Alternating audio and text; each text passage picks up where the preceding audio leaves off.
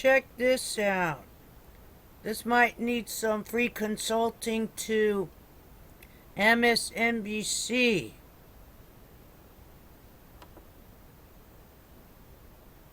I might have to give some consumer activist information on this as a consumer. Other consumers might be interested in this.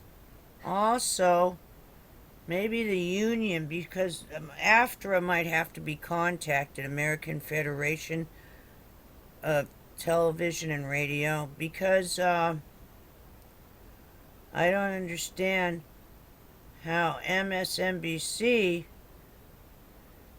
can be allowed to say fraudulent things on a news program.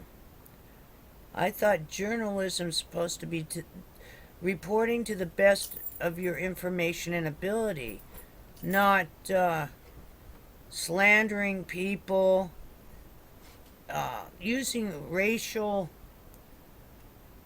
slurs that aren't politically correct to incite civil unrest. That's what she's doing by saying black, not African American. What is wrong with her? She's not being politically correct in the way she's saying things. There's footage that has obviously been edited into the film footage in order to twist what's going on.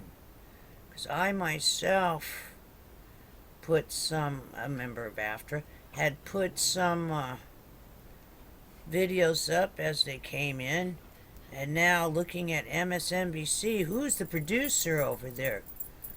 Who's allowing this? You see, that's like a liability. Doesn't matter if you're purposely trying to incite people and misreporting and slandering. For my consumers, I wouldn't watch this show anymore. In fact, maybe put in a registered complaint. I can't see the sponsors. Aren't you afraid isn't MSNBC afraid of losing the sponsors? Because no one wants to back something that's fraudulent or misrepresenting. I mean, aren't you? This is just so incredibly strange and wrong. And just to do it for some agenda. No, journalism, you just, sway left or right, be biased, whatever, but you don't change the actual footage. I can see giving an editorial opinion. This is the opinion. But this is just outright like slanderous, fraudulent, weird stuff from them. And I'm sure the sponsors are not going to be happy with this. I'm going to run INFOWARS nightly news. This is a very interesting thing that has come to my attention as a consumer activist. Here we go. Last night on MSNBC, Rachel Maddow covered the Veterans March that took place over the weekend. And in stereotypical mainstream fashion, she deliberately distorted and falsified the facts surrounding the protest. First, she made it look like the Veterans March was organized by the Tea Party, led by Ted Cruz and Sarah Palin. And she said it was a small demonstration and once again pulled out the race card, insinuating that the veterans rally was somehow racially motivated. Vaguely threatening but incoherent is a patented thing with these folks. It has never, ever held them back. Like, say, this guy who brought the Confederate flag to the rally to wave it in front of the White House. Yes, an African-American family lives in that house now.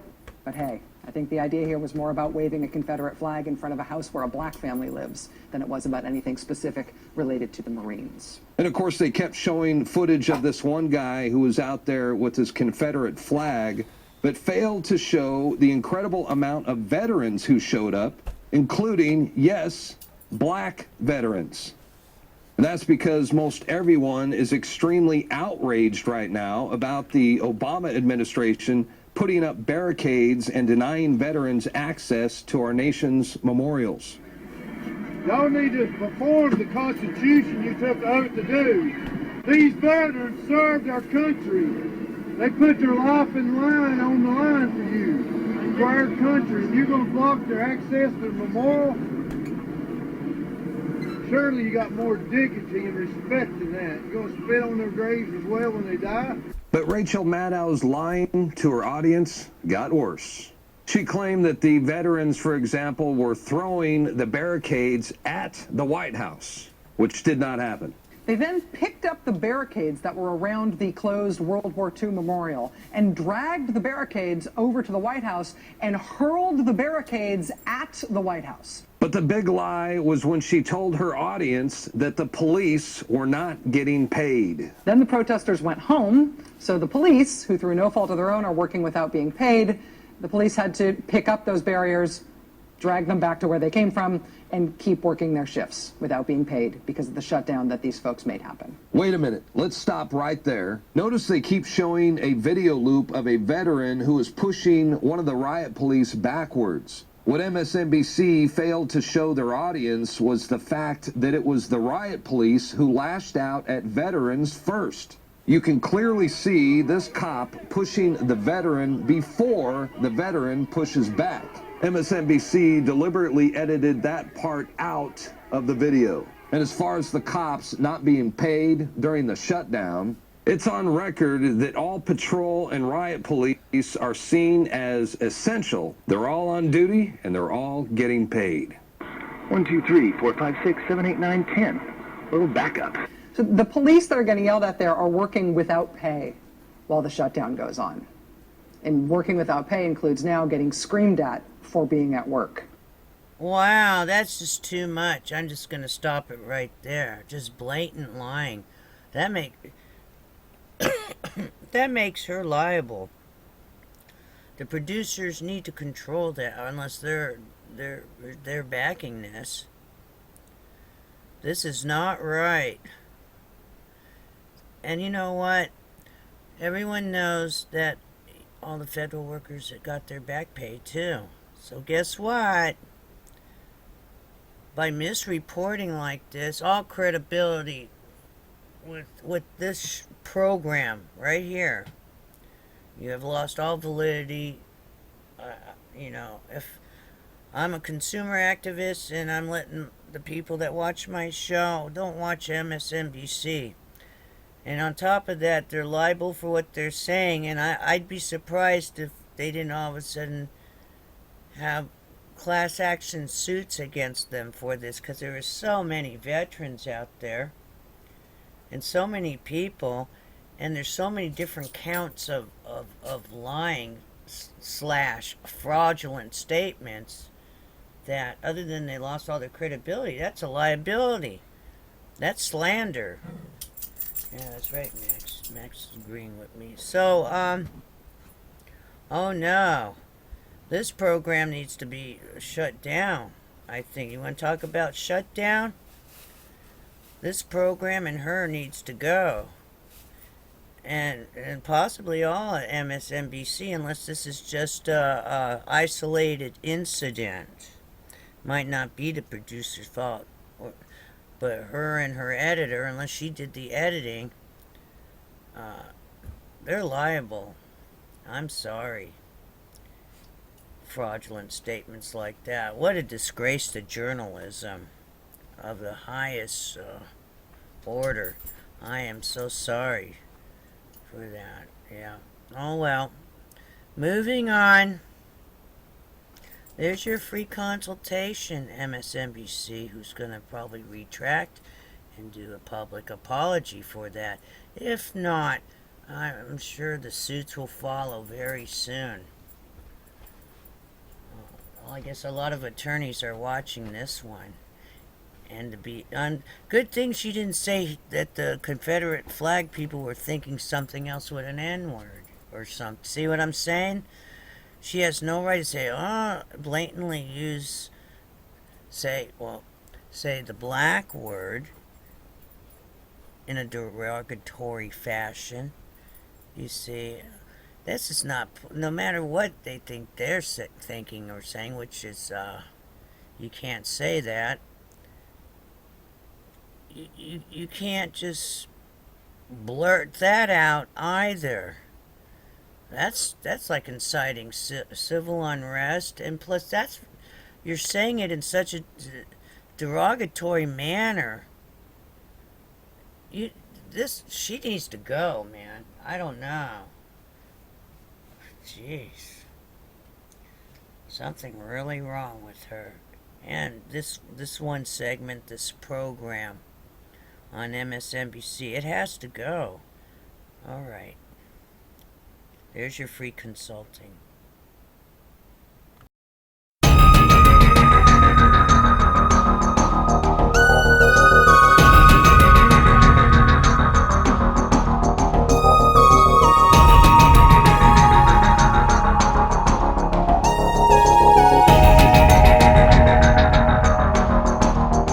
Live, this is One for the Record. I'm Diana, and today is October 18th. Woohoo! 2013. And here are your news updates for today. It's my birthday, and I can consult if I want to. Consult if I want to. Consult if I want to. That's right, MSNBC. I'm attaching that free consulting for them at the beginning of this video. So you probably watched it already. Right on. Alright. Here we go. Here's your news updates for today. The Watchers watching the world. Outdoor air pollution and leading cause of cancer. Kauai City Council slaps down Monsanto with unprecedented new restrictions on GMOs. Wow. Sea cucumber extract kills 95% of breast cancer cells and shrinks lung tumors. Heads up on that. So if it's 95%, then you gotta wait a while, do it again, and then maybe a third time just to make sure you got it all, huh? That's good. Heads up on this alternative care. There's always a way. Remember that. Alright, moving on. Let's close this. E&E News, Energy News. Japan, Fukushima. TEPCO emits radiation levels in groundwater are soaring at Fukushima. Strontium readings spike 6,500-fold in one day. Also, excuse me, nothing else to do. Moving on, let's see, U.S. Canada, I believe it's nothing new. Already reported on that. And that might be it. It's a short news today. I'll just attach, I got some good information on nuclear plants. I'll attach that. Well, we'll check, wait, maybe we should check the breaking news, just in case. Also, Alex Jones's channel. Joe Salente warns of financial collapse coming. He warns about bank holidays. Be careful. Look that up and prepare. Like almost the same thing that happened in Greece. Okay, let's look under the breaking news. Max, what are you doing? Max! Max, the carpet's not the ground. Don't dig it up. Alright, let's see what we got here.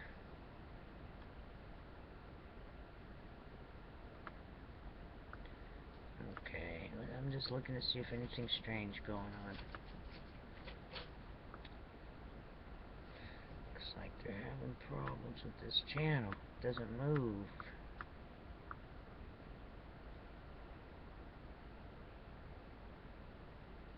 "20 dead, 44 injured after truck rear ends bus on downhill road in Philippines." That's an hour ago.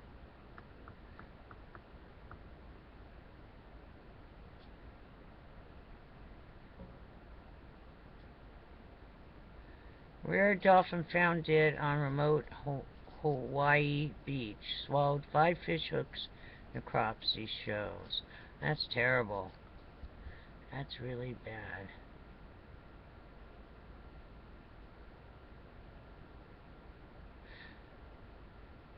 Penumbral eclipse shows lower right corner of moon. Oh, so there's some kind of eclipse going on tonight with the moon.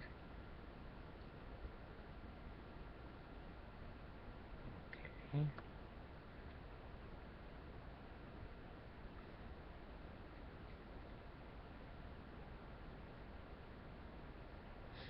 Elderly man dies on Southwest Airlines flight bound for Chicago Midway International Airport 3 hours ago. There's nothing, no, that's terrible. No good news coming out of the breaking news, so let's just close that. Alright. It's 5 days down, we made it. We're going into the weekend. Please be safe, be prepared for anything. And start, you know, and stock up on enough pet food, your food, fish food if you have fish. Just be ready for anything. And start making a plan B. Alrighty then. Stay safe. I'll see you again tomorrow. Stay tuned. Stay safe and stay tuned. Alrighty then. Take care. Oh. And I have a shout. I have a couple of. Wait a minute. Let's see if I can get in here. Wait, that's this. Let me see if I can get in. There's a couple questions from my commentators. Let's do a shout out to the commentators. That's what I say. Wouldn't have a show if it wasn't for you guys. Let's see. Let's see if we can get into it, though. I found strange things with this. Google's changing some kind of terms now. Here we go. Here we go. Let's move on.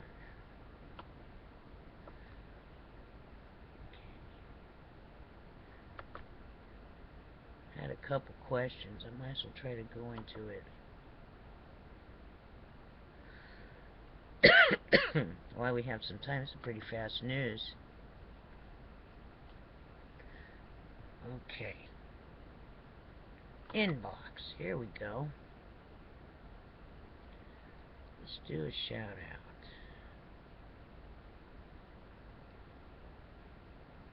Shout out to Sean Novillo. Hey. Shout out to Prince Anki Nibiru. Yeah, I did watch the video. Kind of complicated for some people. I might attach it. I don't know. Alrighty then, it's kind of complicated for people that haven't researched Nibiru. So, alrighty then. But a shout out to you. Yeah, I watched your video. You might want to check out his channel, Prince Anki Nibiru. Nibiru. 3 different words. I still don't understand how they separate the words. Mr. AAC 2020. Tinker Tiger 2012. What is that soundtrack?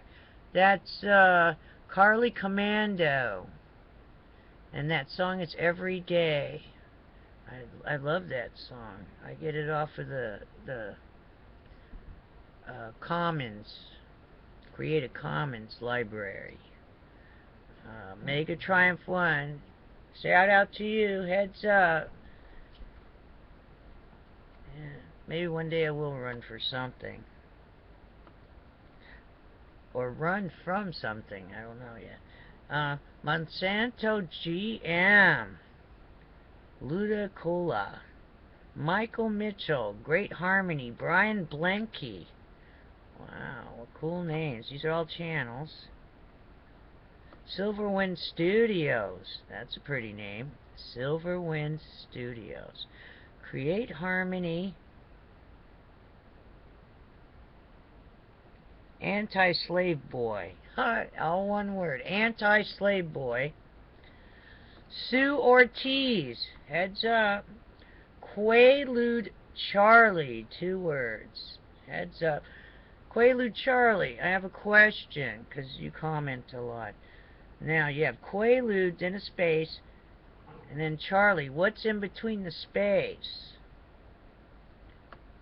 Alrighty then. How do you technically... What's in between that space to make that word come out spaced? Is there a hyphen or what? Okay, Joshua Jackson.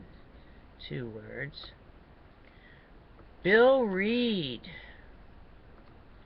Alrighty then. Hope Jimmy Richardson's doing well out there. Haven't heard much from him. Alright. Take care and thank you for commenting. Please be safe out there, you guys. Let me get rid of that. And I'll see you again on the flip side. Stay tuned. Hi, this is Maggie Gunderson for Farewinds Energy Education. Today we're doing a special show about reactor water level monitoring. We have as our guests nuclear researcher Lucas Hickson and Dave Lochbaum, nuclear expert with the Union of Concerned Scientists. This is not one of our typical podcasts in that this is a very technical podcast, but it's for you geeks out there. A lot of people have written into us and asked for this kind of material. And even if you're a layperson, I think that you will really find this interesting, and it'll give you insight into how difficult it is to operate a nuclear power reactor. Thank you for joining us. Good afternoon, I'm Lucas Hickson, and I'm here today with Dave Lochbaum with the Union of Concerned Scientists, and we're going to be speaking about what is called the Reactor Water Level Monitoring System at nuclear power plants. Water is used in the nuclear reactor as a critical neutron moderator and coolant. Water levels in the nuclear reactor are not monitored directly, but rather through an indirect monitoring system which incorporates a reserve tank, which is termed a reference leg. There have been some reported flaws with this cooling system throughout the years, some of the most notable being brought forth by Paul Blanche in the early 1990s. Dave, can you explain to us some of the nature of his findings? Yes, Paul found some problems with the level instrumentation used in boiling water reactors like Fukushima in Japan and Pilgrim and Browns Ferry here in the United States. As you mentioned, in that type of reactor, the water boils right in the reactor vessel. It's difficult to measure the level of water that's vigorously boiling. If you imagine a pot of boiling water on a stove, you see all that froth level at the top. What is the level of the water in the pot? So what boiling water reactors do is use the reference leg, which is just a non-boiling column of water, and compare the weight of that water to the weight of water in the reactor. And we can judge the density of the water in the reactor vessel easier than we can determine its actual height. And we can use that differential pressure between what the weight of the water in the reactor is versus the weight of the water in that reference column to determine what the level of the water in the reactor vessel is. If you look at a bottle of soda pop and you shake it up and then crack the top, the water level or the beverage level jumps from a nice low level to spewing out the open top because the non-condensable gases inside that soda have become freed by the agitation. Likewise, what Paul noted was that if the pressure of a reactor vessel were suddenly to drop, as it could happen during an accident, the non-condensable gases inside the water can cause the water in the reference column to all of a sudden change dramatically as bubbles come out of that water due to the pressure drop, which is similar to cracking a soda pop. It's pressure drops and the bubbles form. We hadn't accounted for that in the water level instrumentation. As those bubbles formed under that situation, the indications of level to the operator could become vastly wrong, several feet, dozens of feet wrong. When the reactor core is only 12 feet tall and the low instrumentation is off by 20 feet, you've got a big problem. Is there any other method for operators to determine the water level if the reactor water level monitoring system is not providing accurate data? The operators are provided about 5 sets of water level instrumentation for boiling water reactors. They're calibrated at hot conditions, high pressure, high temperature, as well as cold conditions when the reactor is shut down and the reactor vessel's head is off, the water is less than 212 degrees. The problem is that during an accident, you go from high temperature, high pressure to high high temperature, low pressure as pipe breaks and water flows out. The operators must choose amongst these 5 sets of instrumentation to figure out which one is most accurately monitoring the conditions at that moment. And that indication will shift from instrument to instrument, and it's the operator's guess as to which one's providing the most accurate indication. And it's when you have 100 tons of reactor core to deal with, when you start playing guessing games, wrong guesses come with high cost. If I remember correctly, the NRC had allowed for a 30-inch discrepancy in that reference leg measurement, and sometimes those measurements could be off by more than 20 or 25 feet. Is that correct? But for example, at Browns Ferry, we had 3 level instruments, all with reference legs, and they sometimes would be indicating a foot or more difference between one and the other, and they're all supposed to be monitoring the same thing. So now that we've discussed the possibilities of operators not being able to accurately assess the water levels in a nuclear reactor due to non-condensable gases building up in the reference leg, I would like to pose another plausible system flaw to you. There has been a common observed phenomenon at nuclear accidents which I feel may not receive enough attention. Reactor operators have been repeatedly put in situations where they have been unable to trust the very equipment that they rely upon to tell them what is occurring in the nuclear reactor, and have reacted either correctly or incorrectly based on that untrustworthy data.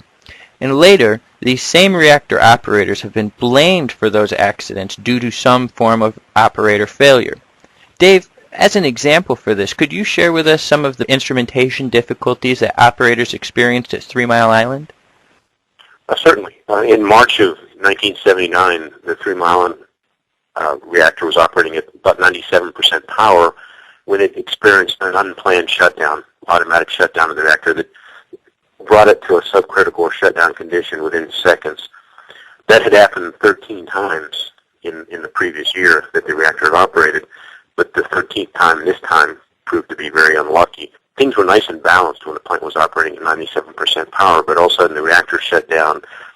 There's a big transient as an effort to try to rebalance the power being produced by the reactor and the power being carried away by the support systems. During the transient, there was a valve that opened on the reactor vessel to allow pressure to be relieved by discharging fluid through that valve into a tank. This time, and that's normal, that's the design of the plant to handle that few seconds of transient life, the balance is being restored. But in this situation, that valve stuck open.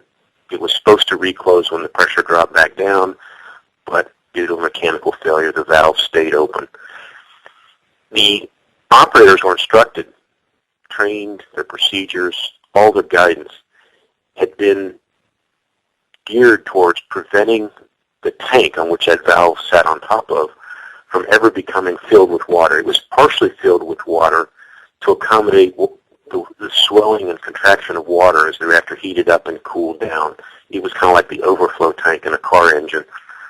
Because that valve stuck open, the water level inside that tank was indicating to be out the top, completely filled. That was not the actual water level, but because the valve was open, kind of like the soda pop bottle earlier, the water level in that tank was falsely out the top, when in fact it was created by a bunch of bubbles being formed in that water by the pressure of the open valve dropping the pressure, kind of like removing the top or cracking the top on a soda bottle. The operators reacted to that false indication by turning off the pumps that had started to provide makeup water to cool the reactor. They turned those pumps off because they falsely thought the reactor had too much water, when just the opposite was happening. Over the next 2 hours, they succeeded in draining more water out of the reactor vessel because they were trying to get the water level in that tank back normal. The false indication continued for nearly 2 hours to cause them to drain water out of the reactor vessel until the reactor core was partially uncovered and melted down. It overheated and melted down.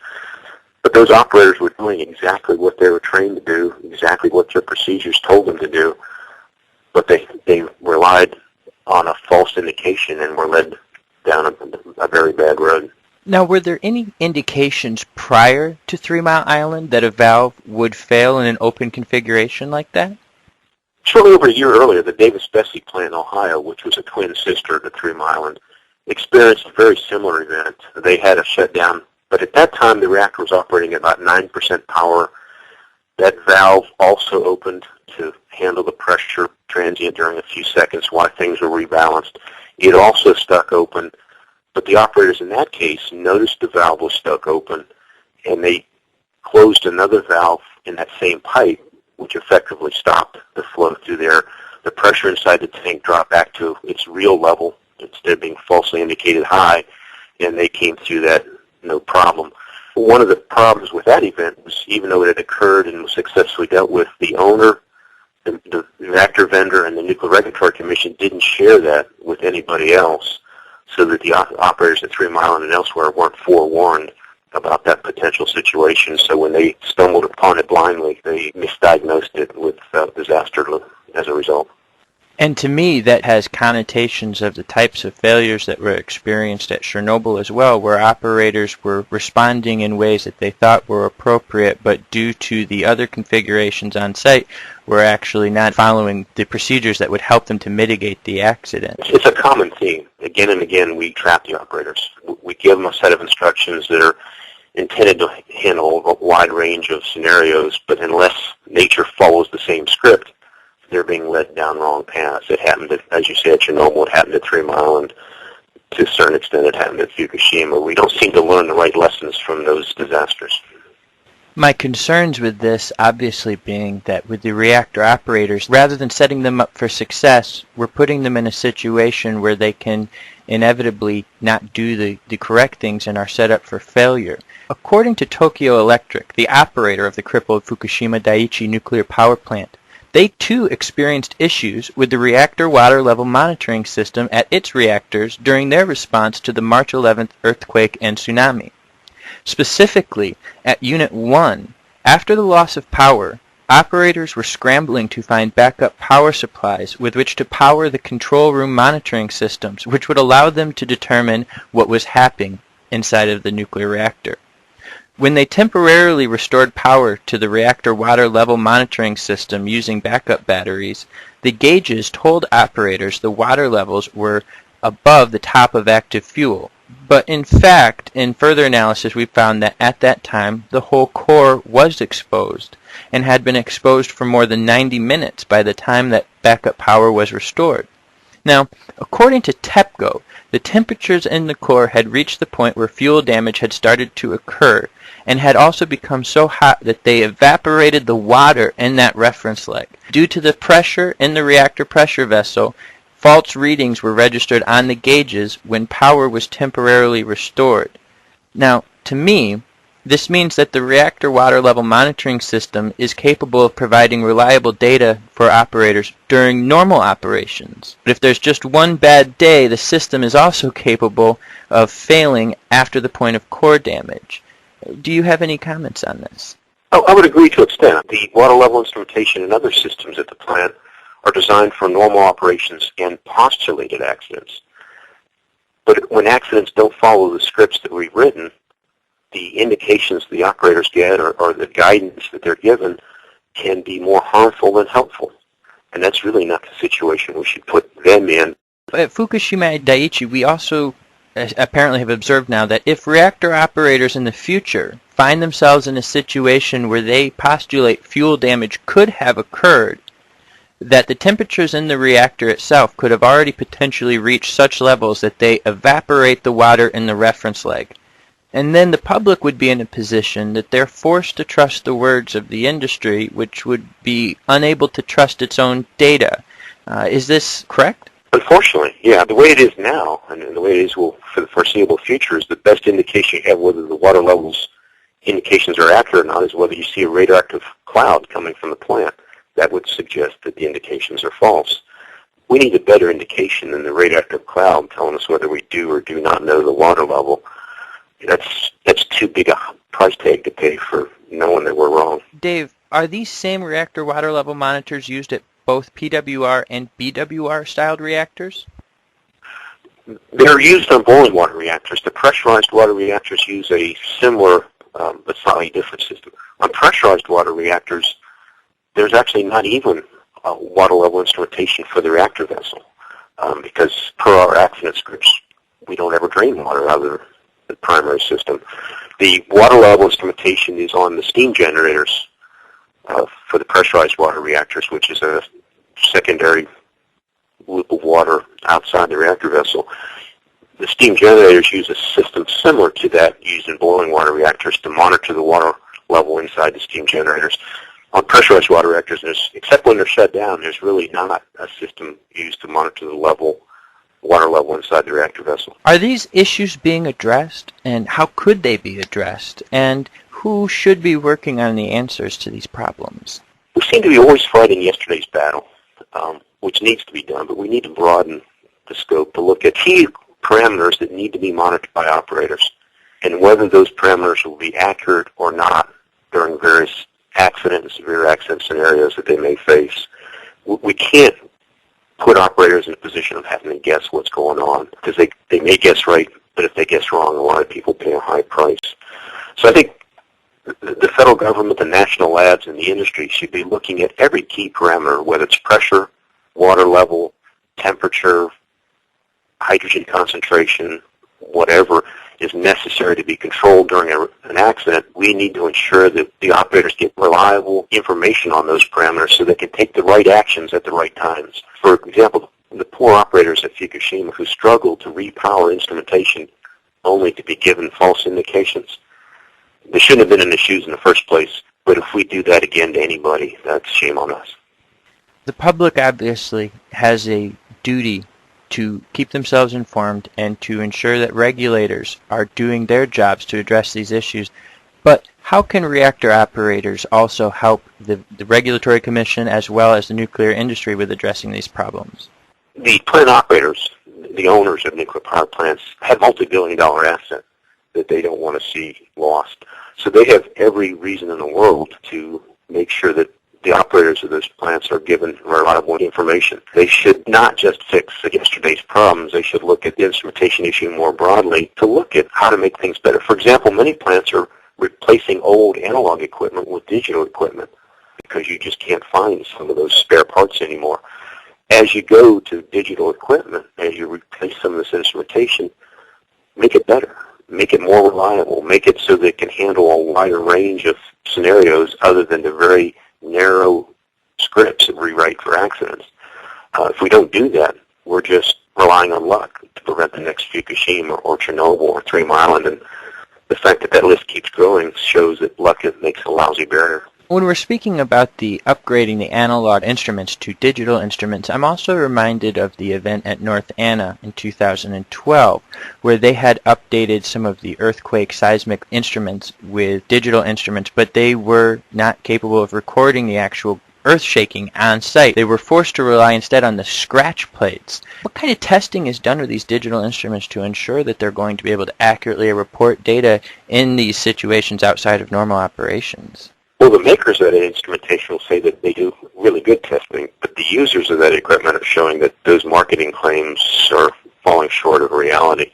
The Browns Ferry nuclear plant also had a problem with digital equipment, and the internet traffic was so high that it interfered with controls of 2 pumps sending cooling water through the reactor core, causing them to trip offline. So we obviously have some more homework to do to make sure the digital equipment's reliable just for day-to-day operations, let alone handling accident situations. In response to the Fukushima Daiichi accident, the Nuclear Regulatory Commission has expanded some safety instrumentations at nuclear power plants, also specifically related to the spent fuel pools. Can you share a little bit with us about that? One of the problems at Fukushima was that there were 7 spent fuel pools.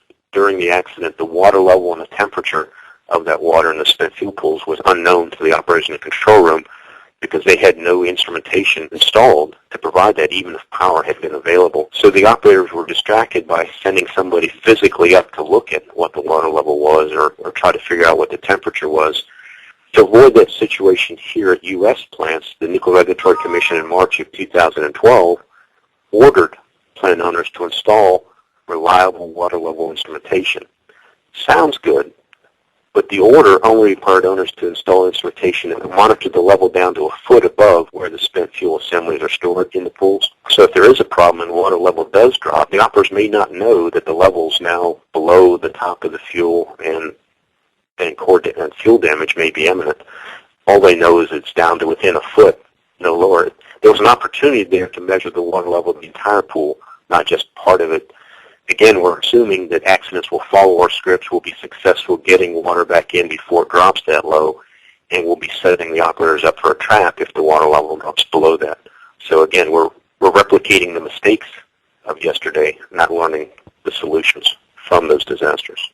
Thank you so much, Dave. Once again, I'm Lucas Hickson, and we're speaking with Dave Lockbaum with the Union of Concerned Scientists. Once again, I'd like to thank you for joining us for this conversation. Your written law, California law, United States federal law, NRC to enforce. By law, have to have somewhere to put the cement fuel rods. They promised us they would have the cement fuel rods taken care of by 1976, then by 1982, then by 1985, then 1991. It's 2013, you still store them on site.